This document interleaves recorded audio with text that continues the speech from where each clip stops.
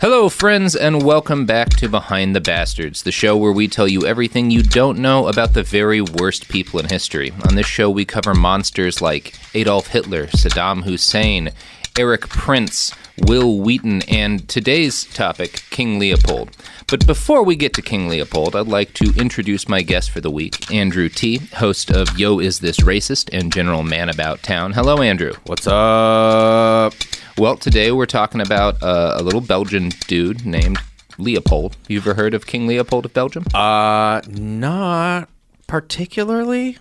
King Leopold II, if that makes a difference. Yeah, I feel like the closest I'm going to come is, I feel like at some point I got a box of fancy chocolates that might have had a Leopold. Maybe not the bad Leopold. I assume a good Leopold. This is not a good Leopold. Yeah, that's what I'm saying. So probably not this particular Leopold. Yeah. Leopold II was King of Belgium once upon a time, and he was, in my opinion, the first world leader to be truly shitty in the modern sense of the word. Oh, snap. Like the kind of shitty that like Putin and Trump Right. So not, right, we're discounting our Genghis Khans and our... Yeah. Because Genghis Khan, like, did what he did, but he didn't have, like, a bunch of newspapers that he used to justify. He was just like, I'm going to conquer some shit. Right. Yeah. This is the transition from... barbarian bastards into media bastards. Exactly. And I think Leopold of Belgium is really where it happens in a modern... Like, obviously, other people had toyed with aspects of this, but he really nailed it. So King Leopold II's dad was obviously King Leopold I, and he was the first king of Belgium. Is that obvious? Is it always like one begets two? Or is it like your grandfather was Leopold I, I'm Gerald of Belgium, but you're going to be Leopold II? I think that's more how it happens most of the time. Not this time. You're right. Not this time. This time, Leopold I was like, this went so well. Yeah. We're going to have it the Keep second. Keep it going. Yeah. So Leopold I was like the very first king of Belgium at all, because Belgium had just been made a thing in the wake of the Napoleonic Wars.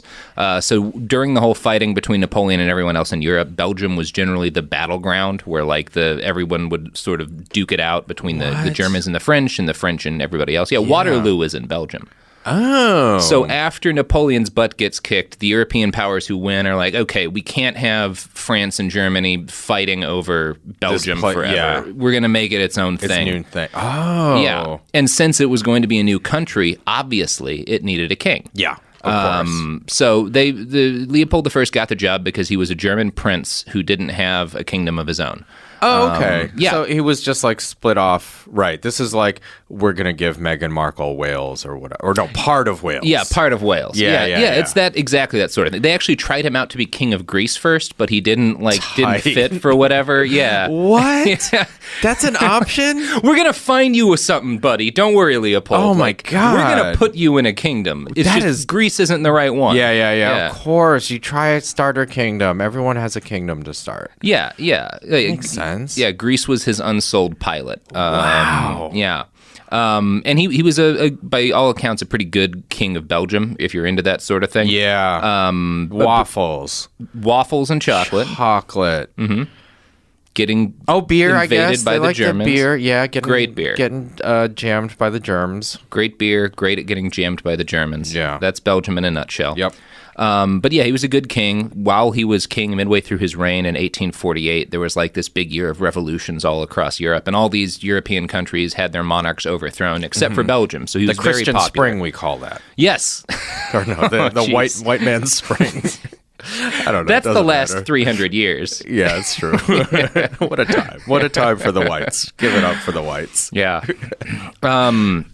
So Leopold I, solid king. I've got two main sources for today's podcast, which I should note now. The first is a biography called Leopold II, King of Belgium.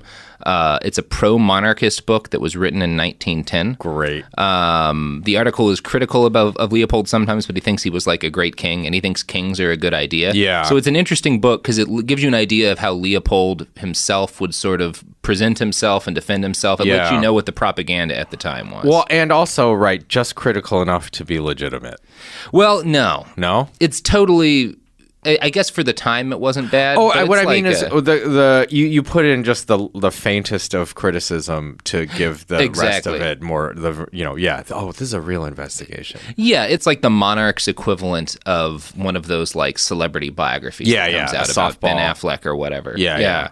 This is a Geraldo interview of books. Exactly. Great. Exactly. And then the other book is a book called King Leopold's Ghost by Adam Hochschild, which takes the stance that Leopold was one of history's great monsters.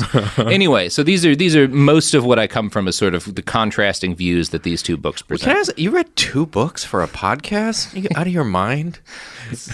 Come on, dog. There's a lot to dig into here. Oh, wow. And there's not a lot. You're making me feel real bad. I'm like usually good for half a Wikipedia article. Holy shit. Well, this is at least the equivalent of like 4 Wikipedia articles, yeah, so that's buckle up. a lot. Jeez, go ahead.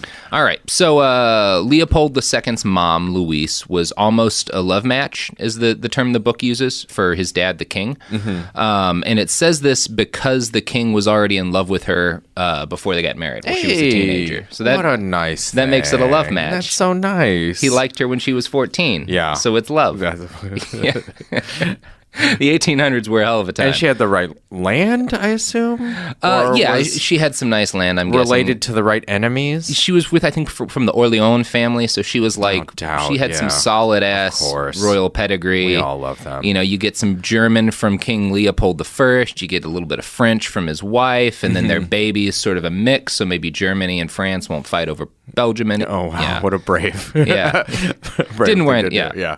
So Leopold II was born Leopold Louis Philippe Marie Victor, and he was his parents' second child. His older brother died 11 months before he was born. Nice. So if you think about that timeline a lot, it's not very fun because Leopold's older brother is born. Yeah. He dies. Yeah. And 11 months later, they pop out another son. Yeah. Immediately. Not a lot of mourning time. Nah. Yeah. Or maybe they just kind of, fuck the pain away. But yeah. That's probably what happened. That's the optimistic look. Yeah. All right. So at age 5, Leopold's father declared him Duke of Brabant, which is how he was addressed right up until his coronation. Sorry, you said 5? Age 5? Yeah, age 5. Great. Yeah, okay. You're old enough to be a duke at age 5, and he looks like he should be ruling people in this picture. What a pretty little duke. We'll have the pictures up on our website. He has no chin, and a kind of a lopsided face, but maybe that's just the painting. Looks a little bit like a ghost. Like a human ghost? It looks like the painting of a ghost that you find in the basement of an old house. Yeah. And then, like, there's a rush of wind and the camera falls over and, like, your friend gets mauled by a spirit. Yeah. And that's this guy's selfie, essentially. Yeah. This guy's like, this is the image we want to put out into the world. Yeah, this was like hanging in palaces and shit. Yeah. Tight. So he looks like a creeper from day one. Yeah, a little spooky boy. But he's still a baby. So the biography notes that Leopold and his siblings were brought up in, quote, the simplest manner and taught to behave as if they were normal citizens rather than royalty. That sounds great until you get to the next part. Quote, the king further expressed the wish to develop in the children the sentiment of duty and not to allow them to have an opinion of their own with regard to their duties and their studies. Basically, the king was trying to crush the individuality of his kids so that they would just fit the role of king. That's kind of good, actually. Is it? In that, well, what else are you going to do? Because they got to do this dumb job. Well, I mean, you could try to make them be healthy, fully formed people. Yeah, but why? Then they got to be king. Yeah, well, okay, that's fair. So I mean, you're taking Leopold I's side. Yeah, well, he's the good one again. I probably had his chocolate. No, but right, isn't that the he's just as trapped as everyone else, you know? Yes. So if he's got to do this thing, you might as well make it so he can do this thing. Okay, so you're expressing some motivation maybe to... Why you would do this. Why you would do what he winds up doing. I mean... And you don't even know what he winds up doing. What does he do? Yeah, what did I just defend? I still stand... Let me just say right now, whatever he does, I stand behind it. Well, he kills about 10 to 15 million people. Yeah, it's fine. Okay, well... That's it. So when Leopold is 15, his mom dies of some illness or another. It's one of those things where the writers at the time aren't specific. They're just like, she took ill and was sick for and then she dies. Like it's probably diphtheria or some weird named old-timey disease. Yeah. If it was the flu, it'd be a big deal, I guess. I mean, it probably is a flu. Like that killed everybody back then. Yeah. Yeah, in King Leopold's Ghost, Adam Hochschild describes Leopold's childhood as being kind of stark and cold.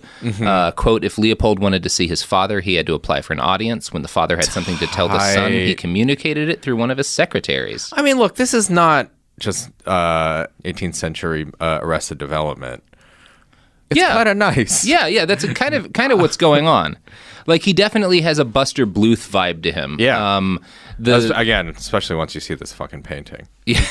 You'll get it, audience. The biography that was written at the time says that it is worthy of note that the late king never had any comrades or playmates. His childhood was passed among his teachers and tutors, and the disciplinarian father made even more the relationship with his brother and sister a very formal one. Frank childish gaiety and brotherly expansion and confidence were banished. The prince's thoughts thus became concentrated upon himself, and his natural activity and vitality, his exuberant strength were expended on work and study.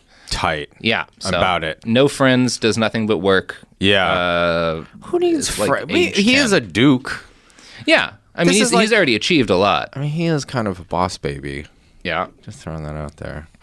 So he grows up. He serves in the Belgian military. He apparently does okay. By his early 20s, Leopold becomes an influential figure in Belgian politics. You know, he's the crown prince. Everyone knows he's going to wind up being king. Influential, yeah. And he kind of looks a little like Adam Driver. He looks like a anime Adam Driver. Yeah. That's who you would cast as anime Adam Driver. In the movie. So, like many rich young people, he traveled far and wide in his early 20s. He went all throughout the Middle East, North Africa, parts of Asia. But he was not traveling for his enjoyment. He was basically traveling, the biography says, as like a commercial employee. So he was essentially looking for financial opportunities for Belgium, because this is the period when all of Europe is colonizing the entire world. Yeah. And Belgium doesn't have a colony. Yeah. So he's traveling all around the Middle East and Asia, basically being like, what can we take? Whose land can we take? Yeah. What can we get? Does this hop ahead to the Belgium? Congo? Oh, yes. Oh, nice. Yeah, okay. That's where we're headed. Tight. Okay. How do I know that tiny bit of history? It's one of those things that drops in every now and then. You'll hear like, oh, yeah, the Belgians did something bad in the Congo, but you don't ever get... I don't know any details. The whole story. In fact, I probably know more plot points from Michael Crichton's The Congo than reality's The Congo. Yes, I mean, there's unconfirmed reports that he tried to find the lost city of Zinj, but no. That's great. Great movie. Is that what they were doing there? Yeah, they're trying to find diamonds. There was a monkey city. And they were trying to find diamonds, and the monkeys were evil. Yeah. That's more what I remember. Solid to film. be honest. Really solid film. Yeah. There's a laser. There is a laser. Yeah, there's definitely a laser in that movie. Oh, man. What a weird... It's a ride. Michael Crichton. We're still watching his bullshit. I can't believe Westworld. Oh, my God. All right, go ahead. Sorry. Okay.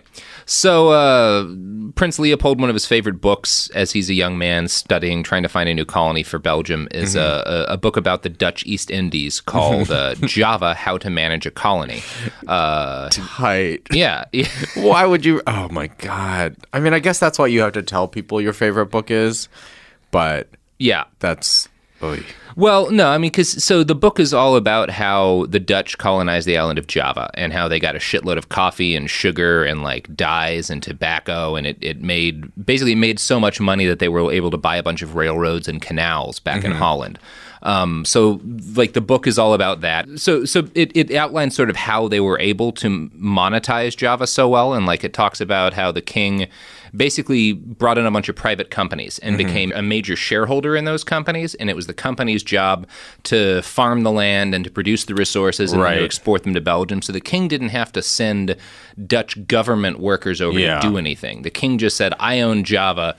Corporations come in, give me a stake in your profits, and do whatever you want. I think it's just cool to have political leaders also own corporations. That has never been a problem and never will be a problem. No, it seems to always work out great. It seems to work out great 100% of the time. The book also did note that the Dutch profits in Java would have been impossible without a huge amount of forced labor.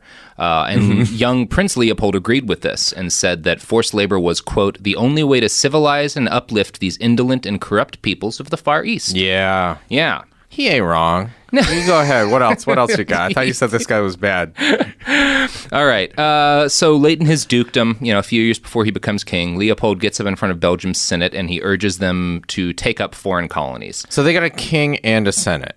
Yeah. How's that work? So basically, the King of Belgium is kind of a ceremonial figure. He's got more power than like the Queen in England has today. But it's heading towards that. No, there's no formal power, lots of soft power. Lots of soft power and a little bit of formal power. Okay. But you can't do things as the king like just make colonies. Right. You can't do things as the king like send the army places. Yeah.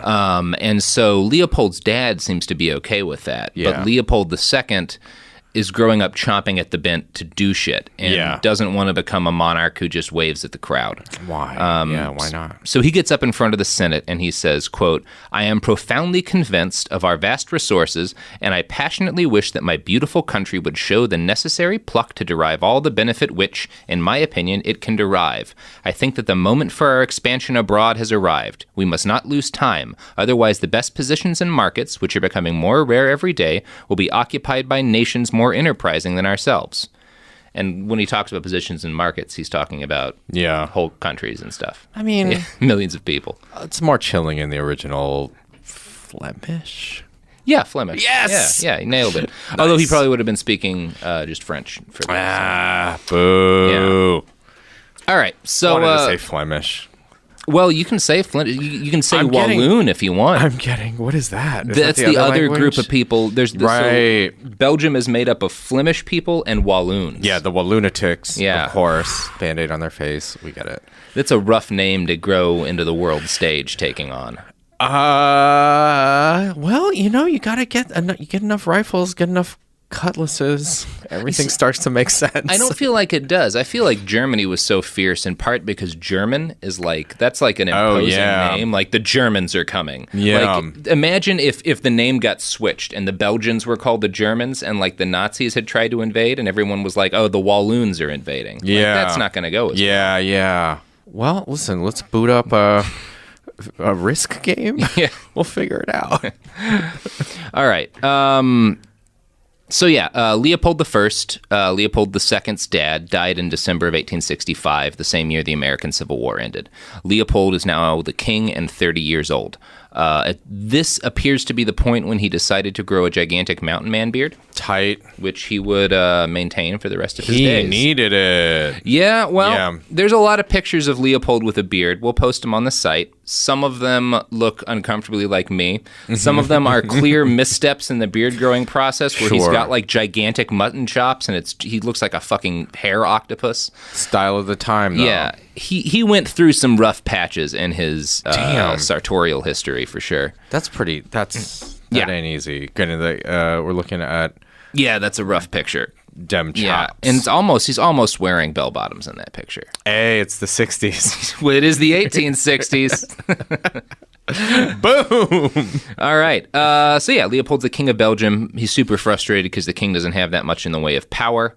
Leopold takes to sort of mocking the restrained role that he has in Belgian politics. There's a story of like this guy who came to visit him because the king's got to visit with like his donors and benefactors and whatnot. And this guy complains about the poor state of the roads around his property. And Leopold interrupts him and says, "I have no authority to change the roads. You ought to address yourself to the press, especially to the small papers. The municipality and the government will do anything they ask." So he was making a point of being frustrated that like I can't do anything, so I'm just gonna like take it to the press. Your king's not allowed to do anything. He sort of set to work making himself into kind of an image for the Belgian people. He was the aristocratic equivalent of an alpha male. He spent a lot of time doing science work and supporting the arts and sciences. 19th century science is just like beakers of lead and shit like that. He's pouring colored water into beakers. He's got goggles on. You know how this all goes. Yeah, there's a quote from his biography that says he used to sleep in a camp bed, so like a military cot, and had a general horror of everything that could enervate or render him effeminate. So he's kind of like he's a proud boy. Proud boy, yeah. That's what they call people who aren't racist soy boys. Is that right? Yeah, because eating soy feminizes you. Again, yeah, that's what the alt-right thing. Yeah. Hey, well, at least we know that they have a nice historical antecedent. Leopold would have been all about that stuff. So he's growing a giant weird beard. He's sleeping in a palace in a military cot. He's scared of girls. He hates spending money. His biography says, quote, his pocket handkerchief was only renewed on Sunday mornings when going to Mass, and on no account would he take another in the interval. If his valets changed his towels more than once a week, they were sure to receive a good scolding from His Majesty. What? So he's like a gross miser. Yeah. Don't clean those towels. Oh, which one of those? Wasn't one of the alt-right guys living in their mom's basement? I think most of them are. Well, but definitely yeah, but one Roosh V. That, yes, that guy. Yes. Yeah, Roosh V, the pickup artist guy that was found living in his mom's basement. Literally living in his mom's basement. Yeah, that's what this guy was, Leopold was missing. Yeah. I guess the beard experiment clearly on that vector. His mom died young, so he became a king. Yeah. Yep. Instead. Okay. That's called peacocking, everyone. That's how you attract women's Having attention. a kingdom? Yeah, being a king. I mean, having a castle is pretty solid peacocking. That's true. Yeah. Undeniable. Yeah. Leopold II was noted in his biography as the first king to treat his kingship as a corporate endeavor. His primary concern was making money, not for Belgium, but for himself. It was all about the bottom line. Yeah. So there's... like when you talk about dictators and warlords and terrorists, there's like a tendency to call them psychopaths and sociopaths. And like, sociopath is like an actual medical diagnosis. And I don't think guys like Hitler or Stalin really fit it. Because they all had histories of like warm family life and like people who cared about them and people that they like sacrificed for at times. Leopold might have been a straight up like he's Dexter more level monster. Yeah, because that's what they say, right? Is like so many CEOs and Fortune 500, whatever the fuck. Yeah. It's overrepresented in corporate leadership. Like, psychopathic traits. Yeah, even his positive biography says that while he was charming, he was, quote, devoid of enthusiasm himself and was quite incapable of arousing any in others. So he just can't actually touch people's heart in any way. Like, he can't motivate people. We're going to get more into the soulless Leopold II, his scheme to find a colony and the colony that he eventually founds. But first, we've got some ads. Of course, we all realize it's a pro-corporate podcast, so let's keep it real. Here's some buying advice.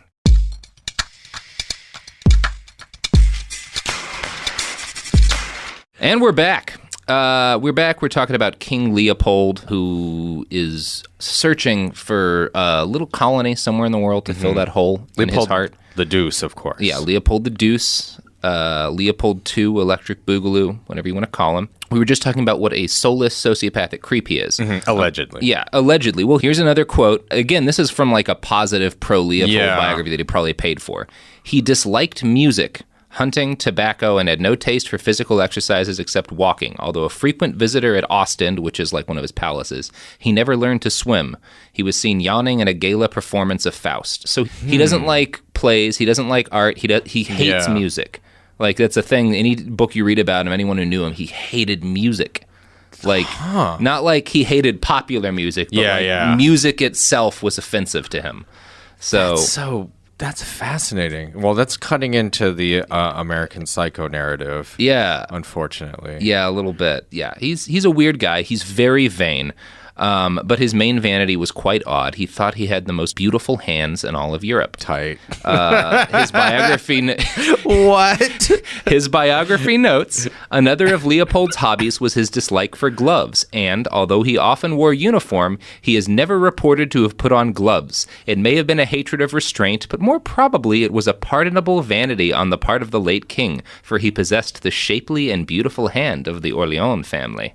That rules so hard. Here's the only picture I could find that shows his gloves. good-ass hands. No, he's holding the gloves in his hand, so his hand is naked. That's even stronger, actually. Yeah. Like reminding people you could be wearing gloves. I'm the master of the... Yeah. And in fairness to him, his hands are beautiful in this picture. Of course. I mean, they're just look at the bone definition. Yeah. They are shapely. They good-ass hands. Yeah, they good-ass hands. Oh, man. So that means that he made... some painter do multiple drafts on those hands. That's like, this is like isn't it, wait, Arrested Development where the guy has a fake hand? No, it's Always Sunny where the guy has a fake hand. the lawyer in Always Sunny always has fake hands. And then there's some things to be said about our president in hands. Nah. It's weird. It's weird that you would even, like, I never think about my hands. Yeah. Like, how they look. Like, when I'm thinking about someone taking a picture of me, like, 0% of the time I'm like, oh my God, my hands, do they look shapely? Do you know what's crazy? Is I had to send a picture of a piece of equipment for this job I'm on to a technical person. And I just took a picture of my phone and sent it to them. And I realized as I was sending the email, I was like, my hands look fucked up in this. I'm having a real low hand self-esteem day. Oh, I think you have the shapely hands of the Orleans family. No, you're being really nice right now, but it's actually a little hilarious that the one day, possibly in my life, that I've noticed my hands.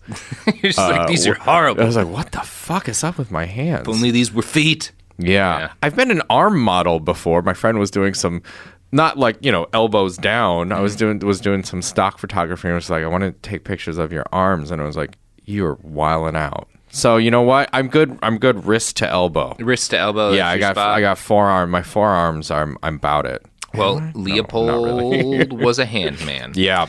So we've got this frustrated, greedy, gorgeous-handed king on the throne of Belgium. He keeps trying to get his countrymen to jump on board the having a colony train, but the people of Belgium express zero interest in this. Oh, okay. Wait, why? What do you mean? All right, because obviously all European colonialism is pretty much the root of almost everything that's wrong in the world right now. Yeah, but, it sure is. But I don't understand why they certainly didn't, I'm going to guess, not want to do it for the reasons why I don't think they should have done it. I think the Belgians, for one thing, so the Belgians of this era, anyone who's like a mature adult, lived through, what was at that point the equivalent of like World War II, the Napoleonic Wars. And they're just like, we just don't want any trouble. Like, we just want to stay in Belgium and eat chocolate and drink beer. We don't really want to go to Africa or Asia and I say the first of die. Not the first. Can I say continue an incredibly long list of ignorant ass shit I'm about to say? You do you. Is Belgium landlocked? No. Right? No. It has a Antwerp. Antwerp, that's right. Okay. A number of ports, I'm sure. But yeah. Okay. It's a wee little country. You can drive across it in a couple of hours. Yes. Yeah. Okay. I was just like, okay, never mind. Yeah. I was just like, it's funny to imagine a landlocked country owning stuff, but of course they can. Who gives a shit? But they're not landlocked, so fuck me. Yeah, no, they're not. They didn't have a colony at this point, and they seem to have zero interest in having one. That's crazy. Now, at the same time, from 1874 to 1877, when Leopold's like a decade or so into his kinghood, there's this explorer named Henry Morton Stanley. From 74 to 77, he completes a 7,000-mile expedition across Central Africa. Much of his travels centered upon the still undiscovered by like white people Congo. No one had like mapped the extent of the Congo River. We didn't know where it like originated from at this point. So at this time in European history, like different explorers mapping Africa are kind of like the Marvel movie franchise of the day. Yeah. Like each of these guys is world famous and like newspapers breathlessly cover every expedition. And whenever they finish an expedition, they write a book and millions of people buy it. So automatically this is profitable. Exactly. Yeah, great. This is like the thing people care about at this point in time. It's like what these explorers are doing all in Africa and all over the world. Like that just means if I were alive then and a white person, two big Fs, I would be like struggling to get on one of the good expeditions. Yeah, you really like fingers crossed it's not one of the ones where people eat each other. Yeah. Which statistically a lot of them are. Yeah. So Stanley maps like a huge chunk of the Congo, more than anyone had ever done before, and it's like big news. He gets back to Europe from Africa and he goes on tour. He's doing like speaking engagements. He's this big celebrity. I feel like there's a lot of like skulls and calipers in a talk like this. Yeah, and probably buckets of racism. Yeah. Like totally unexamined racism. Why look? Don't look. If you don't look, it's not there. Yeah. Well, that's the racist motto. So he's touring around and King Leopold winds up meeting with him. Stanley had been bullish on the idea that the Congo would be a great place for a colony. And he wanted the British to set up a colony there. The OGs. You want to go to the best colonizing studio first. Yeah, exactly. That's like the is Paramount good? Probably not, right? I don't know anything about the Warner Brothers city we all live in. The Disney. Disney. That's the Disney. Yeah, Britain's the Disney of colonizing. Yeah. And instead he goes to, I don't know, who's making DC's garbage movies? Warner Brothers. Warner Brothers. Yeah. Okay, so Leopold's Warner Brothers. No, they're not even in it. Leopold is like... This has gotten very confusing. Leopold is like Snapchat making stuff. Like technically they got or YouTube. Like it's a YouTube show. Yeah, you know it's what? like they got the money. Let's actually they call have it... no history for it, but who knows? I feel like we actually hit upon the right thing to compare him to, which is Amazon. Yes. Yeah. That's so right. Stanley tries to sell his Congo idea to Disney / Britain, and it fails. And King Leopold, a.k.a. Amazon's like, well, we might be interested in this plan. Yeah. Well, we'll fund this. Let's do it. Why don't you give me your elevator pitch? Colony in the Congo, huh? I like it. Okay. I like this idea. Yeah, so Leopold contracts Stanley to work for him, and he sends him back to Africa with a new mission. Mm-hmm. So Leopold's master plan here, I'm going to peel back for a minute, and then we're going to zoom into the different pieces, because it's a complicated-ass plan. Great. His master plan is to create the Congo Free State, which is a supposedly independent African nation that just happened to also be ruled by King Leopold II. Sure. So... he went about doing this in a few ways. In 1876, he hosted the Brussels Geographic Conference, where he invited a bunch of European experts to form the so-called International African Association, which of course had no Africans as members. The association was a supposedly philanthropic organization. I'm going to read you a selection from Leopold's speech at the conference where he sort of lays out what he wants to do. The subject that calls us together today is one that demands a first place in the attention of friends of humanity, to open up to civilization the only part of our globe where she has not yet penetrated. To pierce the darkness that envelops entire populations is, I may venture to say, a crusade worthy of this century of progress, and I am glad to observe how very favorable public feeling is to its accomplishment. The current is with us.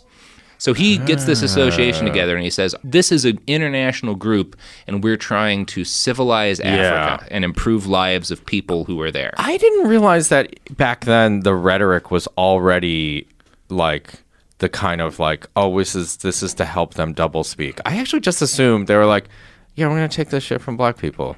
No, they are... And these guys, the people that he invites to the Geographic Conference and forms the International African Association with, these guys are a lot of people who legitimately want to make things better for Africans, who aren't even thinking about making a colony. Yeah. Who are these just are the well-meaning liberal white people. Yeah, exactly. Yeah. And like missionaries who are like well-meaning liberal white people, because there's an Arab slave trade in Africa, like traders moving through the Congo, and the abolition movement is very big at this point in time. And so these people are being like, we've got to stop the slave trade in Africa. So Leopold's like, we can do that.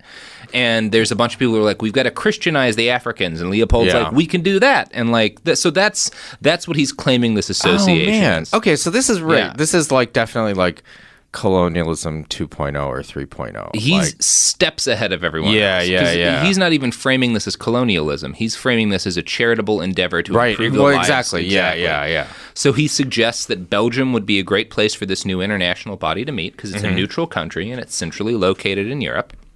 And then he suggests that he might be a good person to run the association just for its first year. Gotta pitch yourself. Yeah, you gotta be confident. Just for its first year. And he assures them all that he's doing this from the goodness of his heart. He says, Belgium is small. She is happy and satisfied with her lot. I have no other ambition than to serve her well. And it was true that Belgians were pretty happy with their lot. But Leopold did have some ambitions. So he gets elected head of the International African Association the first year, and then he gets elected the head of it the second year, too, even though that was supposed to be illegal. Back to back. And then the association kind of stops existing. And Leopold replaces it with the Committee for Studies of the Upper Congo, and then he replaces that with the International Association for the Congo. On paper, these are all different international philanthropic groups. Their names were deliberately forgettable and similar, so the public would assume they were all the same thing. In King Leopold's Ghost, Adam Hochschild writes that Leopold directly told his aides, quote, care must be taken not to let it be obvious that the Association of the Congo and the African Association are two different things. The public doesn't grasp that. So man. in reality, all of these philanthropic groups are shadow fronts for Leopold's plan to conquer the Congo. So they're all charity organizations that he gets international aid money getting sent into, and he's able to pour Belgian government funds into as loans and donations. Just like Hillary Clinton. Nice. Exactly like Hillary Clinton. Yes. You've watched the documentary Clinton Cash by Dinesh D'Souza. Yes. The thing that's amazing about this is it's so complicated a plan that doesn't feel like, I mean, I'm a super smart person, of course. I'm not finding a place where you could improvise your way into this. You just gotta wait, because we're not even halfway through the plan. Like this is like he is a legitimate, like, okay, so the villain that Marvel keeps trying to write and like failing to write, in my opinion, where it's like the Loki character where he's got all these plans within plans and he's a step ahead. Leopold actually was that guy to the whole world. But in sort of the same villainous way, you're like, this is insane. There's so many things that could go wrong in this. So he's now created 3 different philanthropic associations just because, like, the backers will start realizing that the association's fake and they'll pull their money, but he'll keep the organization alive, or he'll roll its assets into a new organization. Yeah. And nobody who got caught, who realized that this was some weird shell company, wants to admit that they got caught, so they just don't say anything. Right. And the public just hears like, oh, it's the new thing is out. Yeah. The International African Association. It's that group of people trying to make life better in Africa. Right. So all these groups are basically funneling money into the work of Henry Morton Stanley, that explorer who Leopold sent back to Africa.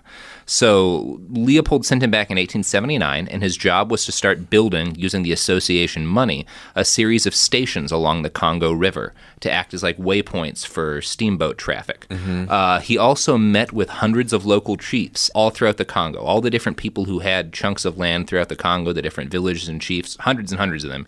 He meets with these guys, and he gets them to sign treaties giving up their rights to the land. Here's a quote from Hochschild's book. The very word treaty is a euphemism, for many chiefs had no idea what they were signing. Few had ever seen the written word before, and they were being asked to mark their X's to documents in a foreign language and in legalese. These guys weren't ignorant of the concept of diplomacy. They knew what it meant to write treaties of friendship with neighboring tribes or villages. They understood the idea of a non-aggression pact, and that's what they thought these were.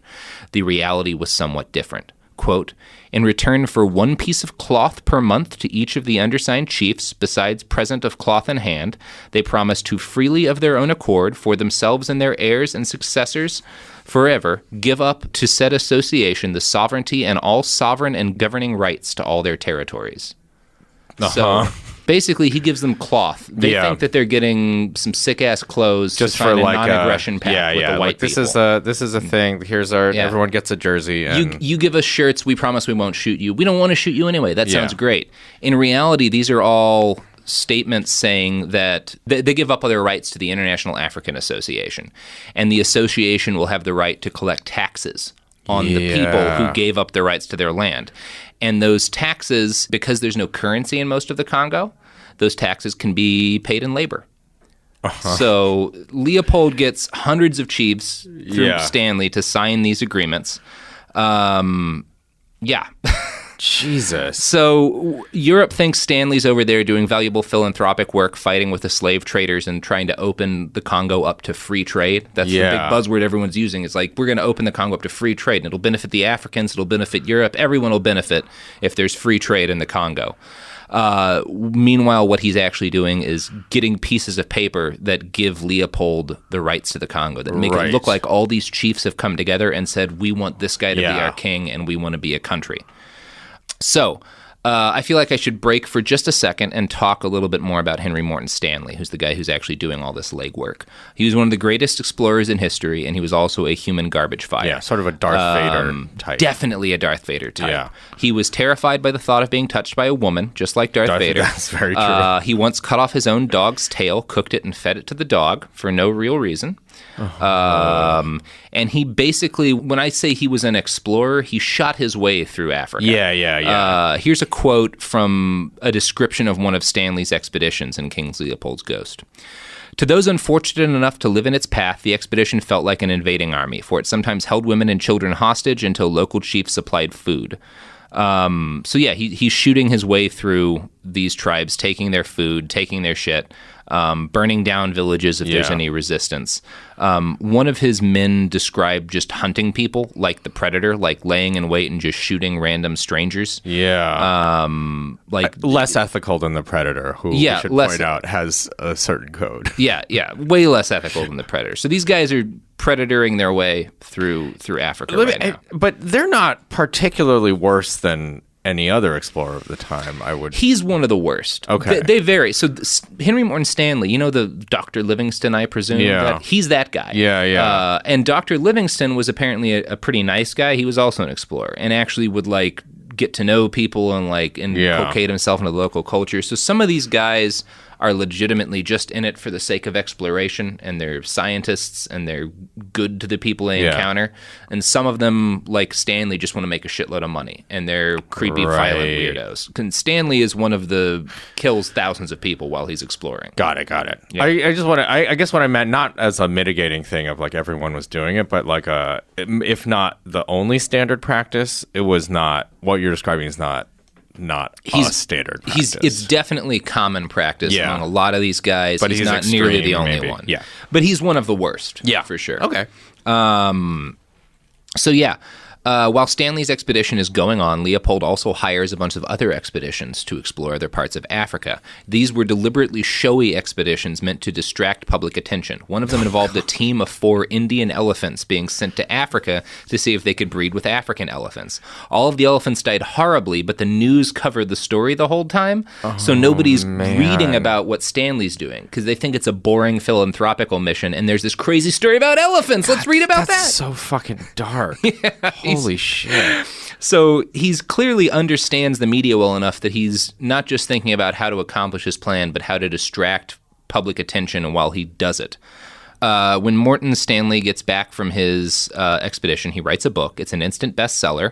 King Leopold edits it himself. That's one of the things he'd insisted on, is that Stanley could write a book about this, but King Leopold would get to edit it. And most of what he did was correct the times when Stanley mixed up the different associations and committees that he was supposedly working for, because nobody could keep it straight but Leopold.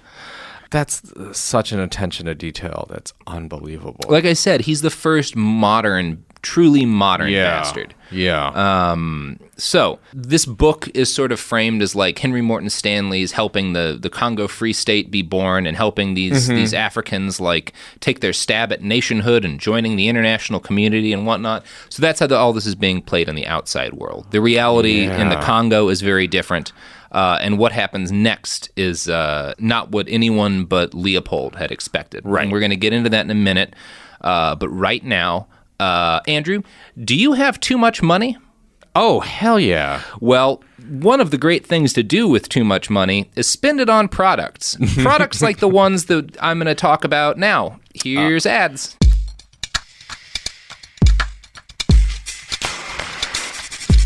So we're back, and King Leopold has sent an explorer off to the Congo to trick a bunch of tribespeople into signing away their rights to the land while he's distracted the rest of Europe with a bunch of showy expeditions. It's just like, it used to be just like cannons and soldiers and swords, I guess. And now it's PR and that's incredible. And fake treaties and stuff. Yeah. Wow. It's really modern in a lot of ways. Yeah. So Leopold has this new best-selling book that's talking about the great stuff he's trying to do in the Congo. That gets the public jazzed, and he's able to sort of further push the legitimacy of his project by getting the U.S. President, Chester A. Arthur, to recognize the Congo Free State. Leopold had charmed the former U.S. minister to Belgium, a guy who called himself General Sanford, even though he wasn't actually a general. Sure. But he was a rich guy who had a lot of money and like an orange plantation. And because he was a rich guy, he was able to get the president's ear. General Sanford appealed to President Arthur's dislike of Arabs because, again, there were all these Arab slave traders. My God. So, so just... yes, nothing's changed. Okay. Nothing's new. Yeah, so Chester A. Arthur was... he also pointed out that the Congo had been discovered by an American because Henry Morton Stanley called himself an American. He wasn't. He was actually British, but he lied his whole life and said he was American. Great. Everyone lies about everything in the 1800s because there's no internet. Because there's no... there's nothing to... Like, you run into anything. 1,000 colonels when you're reading anything in this period, and none of them are colonels. Sure. None of them were ever in the military. Great, They're just, I'm going to be a colonel now. Fried chicken colonels. It's fine. And in this case, a general. Anyway, Chester A. Arthur was like, sounds great. Congo Free State sounds like a great idea. You're going to fight some Arabs. Best part. Hooray. Yeah. So he included this next bit in his State of the Union speech, recognizing the Congo Free State. Quote from Chester A. Arthur. The rich and populous Valley of the Congo, spelled with a K in this, is being opened by a society called the International African Association, of which the King of the Belgians is the president. Large tracts of territory have been ceded to the association by native chiefs. Roads have been opened, steamboats have been placed on the river, and the nuclei of states established, under one flag which offers freedom to commerce and prohibits the slave trade. Oh my God. So that's how Chester A. Arthur pictures it. So he got paid placement for his propaganda in the State of the Union. Yeah, in the State of the Union. So far, the people of Belgium and the other European states are fooled pretty well. But France and some other folks in like the British government and whatnot are starting to catch on to Leopold's plan and realize that he's making a power grab. This helped to spark a general, what's known as the scramble for Africa, where all of these European powers are like, oh my God, we're running out of Africa to take over. So they start shooting out expeditions to claim the last pieces of the continent before it fills up. This all culminates in the Berlin Conference of 1884 to 85. And a bunch of stuff is decided there, but Leopold's main goal is to get recognition for what he starts calling the Congo Free State. He's basically like, I've got all these treaties. Like he gets up in front of Europe and he's like, I got all these treaties. Look, the people of the Congo want to be their own state. They want me to be their king. They've given this state the rights to their land. And if you all back me in establishing the state, it'll be a free trade zone. So everyone will be able to trade freely and buy and sell freely in there. It'll make a bunch of money for everybody. So that's Leopold's pitch. Man. And Europe buys it. In 1885, the Congo Free State is established. Leopold had to go in front of Belgium's Senate to ask if he could be two kings at once. He promised that the Congo would be its own independent nation and that it would pay its own way in the world. He told Belgium he thought it was his duty to, quote, help the nations of second rank become useful members of the great family of nations. Then he asked for money, a little loan to help the fledgling new nation, and he asked his fellow Belgians to volunteer to help in this bold project. Quote, more than any other, a manufacturing and commercial people like ourselves ought to strive to obtain a market for all its workers, for thinkers, capitalists, and workmen. So the Congo Free State is, on paper, a country with Leopold II as its absolute ruler. So he's gone from the King of Belgium, where he doesn't really have any power, to the absolute ruler. Yeah, of a country like 20 times the size of Belgium. Jesus Christ. Yeah. So the Congo Free State is, to all intents and purposes, a state. It has its own army, the Force Publique, which is made up of African soldiers led by Belgian officers. It's illegal for black men to be officers in the army of the Congo. Yeah, that sounds about right. Yeah. Oh man, Leopold has acquired himself an African empire. Unfortunately, he didn't want an empire. He had no desire to actually rule another country. He just wanted money. He just wanted money. So, the Congo Free State is entirely a money-making scheme, and it's all based around rubber. So the late 1800s is when rubber really started to take off. That's like in the mid-1800s or so is when they figured out how to vulcanize rubber, which is what makes it like nice and shiny and stable, and it doesn't smell weird and fall apart. It's so the Macintosh coat becomes popular around this time. People like in Europe are just like covered head to toe in rubber. Like it's everywhere. It's like the fashion of the time. It's like people are just flipping out over rubber. It's a bunch of fetishes are born. It's tons of fetishes are born. Exactly. Yep. Hot air balloons rely on it. It's like this. It's a wonder material. It's like the first time people they don't have to use glass for everything. Yeah. So everyone's in love with rubber, but there's only two ways to make rubber at that time. Vines and trees. Now, rubber vines grew wild all around the Congo. Wait, sorry. The two ways are vines and trees. There's rubber vines and there's rubber trees. Got it. Yeah. I thought it was going to be vegetation and chemistry. No, they haven't. They didn't. They do now. We can make rubber using, but they hadn't figured that shit out yet. So actually, harvesting all of the rubber from vines, like the ones you grew in the Congo, required thousands and thousands of people climbing trees in the jungle. There's the risk of snake bite and monster attacks, and it's just a nightmare harvesting rubber at large scale in the Congo. Harvesting rubber from trees, on the other hand, is really easy, and some enterprising people had already started planting groves of rubber trees in South America. But those trees took about 20 years or so to really get going. So Leopold standing here in charge of the Congo, knows that he has about 20 years to be the world's leading producer of rubber. The Congo Free State was basically just a giant rubber factory. That was his whole vision for this land filled with millions of people. Yeah. This is like the actual story of Willy Wonka.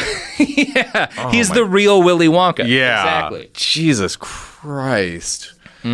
So, now remember when I said that Leopold had the right to collect taxes in the form of labor? Well, he used these taxes to make Congolese people go harvest rubber for him. In theory, I think he was allowed to only demand like 40 hours a month from them or something, but what happened is that he would have his soldiers go from village to village and take hostages. These hostages would be put in concentration camps where they'd be starved and beaten until the village met its rubber quota. So, if you didn't get all the rubber that you were supposed to get soon enough, your family would just starve to death.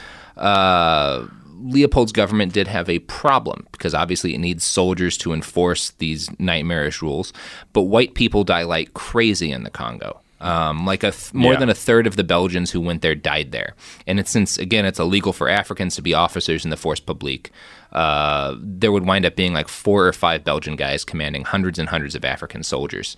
So that's like, obviously, you're treating these guys terribly. You're making them massacre their own people, and there's 5 of you for every 500 of them. That's like a recipe for a revolution. Or it would be if the soldiers had free access to bullets. One of the ways the Belgians controlled their army was by heavily restricting when anybody would get bullets and by policing their ammo so they couldn't hide any away. So each soldier would only be issued a certain amount of ammo when they'd go out to get rubber. And if they fired any rounds, they had to account for them. The general policy in the Congo became that if you fired a round, you had to provide a right hand from a corpse for every round that you shot. This was meant to stop people from stockpiling ammo, and it was meant to stop them from like hunting for animals when they should have been, shooting people. What this actually meant. Yeah, exactly. So, but that creates a market for right hands. Exactly. Yeah. So, what could possibly go wrong? Yeah. For one thing, these soldiers aren't fed enough, so they're starving and they start hunting. And then once they've fired a couple of rounds to hunt an animal, they need to pick up, okay, we fired 3 rounds getting that whatever it is. Now we need 3 hands. So we need to go into a village and we need to take some people's hands. And in addition to that, like it becomes common if a village refuses to provide rubber, like people are like, we're not going to work to you, we're not going to give up our relatives as hostages, the force publique would just burn down the whole village.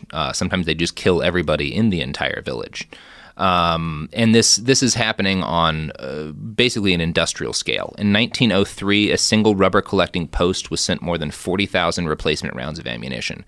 For every round that they're being sent, they've got a hand. Yeah. So like the military units in the force publique even would have a keeper of the hands whose job was to smoke all of the severed hands so that they'd preserve, so that you could go back to the authorities. That's your evidence. We need 20,000 more bullets. Here's 20,000 human hands. Jesus Christ.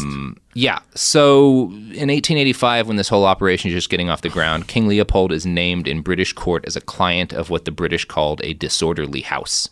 Can you guess what a disorderly house was? Probably not enough. It's a punishment. Is it? No, go for it. Yeah, I don't know. It's a brothel. Oh, yeah. So while this is all starting off, King Leopold is going to a whorehouse in England. I thought you disorderly house meant like his dukedom didn't have like X or Y like paperwork filed. No. While he's freshly the king of the Belgian Congo, he's named in British court as a client of a whorehouse. And they say that he had been paying £800 a month for a steady supply of young women, some of whom were 10 to 15 years old. That's what Leopold's doing in between administering the Congo. Yeah. And while he's doing that, his men in the Congo are building a system of roads, railways, posts, and steamboats that are meant to allow the rubber-making operation to prosper. Leopold doesn't want to pay for all this himself, so he claims the infrastructure is necessary so that the Free State's army can fight those dastardly Arab slavers. He got the U.S. to pay for it? Or just generally? He got everyone else to pay for it. So he got Europe on board with this by saying the Congo was going to be a free trade zone. Yeah. But then he's like, we need to build all this infrastructure in order to fight the slavers, so we're going to have to collect import taxes now. So he's Nice. The one thing you can trust Leopold to do is he will fuck over every single person. Yeah. Yeah. So now even these countries who had like gotten on board because they thought this was a free trade zone, they're getting screwed. Yeah. And of course the millions of people whose hands he's having severed are getting screwed. I guess the key is just never stop lying. Yeah, I think that's the thing. Whenever you read about any of these guys, that is the most important thing. Yeah. Is never ever stop lying. If you're going to be a monster, you have to lie consistently for decades about everything. All right. Yeah. I'm in. It works. Yeah. No, I mean, I'm in. I'll do it. Well, you'll be a great king of the Congo. To Leopold's credit, his men did fight Arab slave traders, but most of the fighting was done by conscripted African soldiers who were themselves basically slaves. Yeah. Yeah. King Leopold personally endorsed a system where white agents of the Free State got a bonus if they were able to find more recruits for the force publique. Many agents wound up buying the men from various chiefs, in effect doing the same thing as the Arab slavers they bragged about fighting. State agents also got bonuses for, quote, reducing recruiting expenses. So if they outright enslaved people rather than paid them to join, they got more money in their pocket. As many as 3/4 of all volunteers for the force publique died before they could receive training. Most of those volunteers were teenagers. Right. Yeah. So they're just... volunteers, quote unquote. That's fucking incredible. So it was like, we have our indentured servant army is going to fight your slave army. Mm-hmm. So basically, the Congo at this point is groups of white guys with soldiers going into the jungle to collect a bunch of other soldiers, and they'll put them in chains and like march them through the jungle, and most of them will die, and then they'll train those guys up to fight, and they'll take those guys into the jungle to tell people to collect rubber from people and to kill everyone who doesn't provide enough rubber, and to kill a lot of the people who do provide enough rubber just because these kids are like starving to death and maybe they have to shoot an animal. Or maybe there's rebels and they get into a firefight, but they don't kill anyone. And then you got to take hands from the... So it just keeps spiraling out of control and becoming like even more of a nightmare to everybody but Leopold. Because again, he's sitting back in Belgium this time. Since Leopold was the absolute monarch, he got to rule by royal decree. His first decree was that all, quote, vacant land was now property of the state. He didn't explain what vacant meant because obviously farmers don't live on every inch of their farmland. So basically most of the land in the Congo was now just his. He leased this land to a series of private corporations, and this gets to the real brilliance of his scheme, because Leopold didn't have to dirty his hands actually running any of the rubber harvesting. He was able to privatize it. Yeah. Other people paid for the right to mine rubber and cut off hands and do all the actual work, and Leopold owned the rights to a huge chunk of their profits. So basically, these companies would come in and give him an owning stake in the corporation. They would license the scheme of enslaving people, cutting off their hands, etc. Yeah. Great. Adam Hochschild in King Leopold's Ghost compares the Congo Free State to a venture capital firm. Right. Quote, he had essentially found a way to attract other people's capital to his investment schemes while he retained half the proceeds. In the end, what with various taxes and fees the companies paid the state, it came to more than half. Jesus. So in the 1890s, the Congo Free State really starts putting out rubber, and suddenly King Leopold is one of the richest guys in the world. He starts buying gigantic monuments and palaces and shit for Belgium, big showy projects, some of which are still there. It's to make people like him. It's to keep him popular at home. He's succeeding beyond his wildest dreams in the business side of things, but his personal life is just kind of one series of train wrecks after the other. Oh, sad. That's sad. Yeah, his son had died in 1864, which led to an understandable estrangement between Leopold and his wife. It took 8 years before they could stand to be around each other and try again. This passage from Leopold's biography tells you a lot about the relationships between the sexes in the 1860s. Quote, Leopold II was anxious to have a male heir, and in 1872, Queen Marie Henriette consented to resume conjugal life with her royal spouse, from whom she had separated some time before. She sacrificed herself, as one may say, for her country. A child was born unto them, but alas, it was a daughter and not a son which was given unto them. So, that's messed up for a lot of reasons. Jesus. One of which is just that even in the pro-Leopold biography, it just admits that having sex with Leopold is a sacrifice. I'm surprised at the amount of agency she has. Like, she is the queen. Facing pressure, but wasn't forced at guillotine point or whatever to... She kind of was. I guess that's true. Yeah, I guess that's between the lines, of course. Yeah. Jesus. She probably has more agency than the average, but at the same time, in a way, she has less because it's less important for a commoner to have a son. Yeah. Because, like, the king, that's like the whole dynasty thing. So you might say she has even less. We probably should say that. Yeah, we probably would be responsible For the to record. say that. Yeah. So yeah, Leopold did not take having a daughter very well. This quote is from King Leopold's Ghost. When the last daughter, Clementine, was born, according to his sister Louise, the king was furious and thenceforth refused to have anything to do with his admirable wife. From the beginning, she wrote, quote, the king paid very little attention to me or my sisters. So he doesn't pay attention to his daughters, and he mostly seems to care when one of them, like, fucks with his garden. Here's a recollection from Louise. Large, juicy peaches grew on the walls of the gardens, and the king was very proud of them. I had a passion for peaches, and one day I dared to eat one which was hidden away among the leaves. And that year peaches were plentiful, but the following day the king discovered the theft. What a dramatic moment! At once suspected, I confessed my crime and was promptly punished. I did not realize that the king counted his peaches.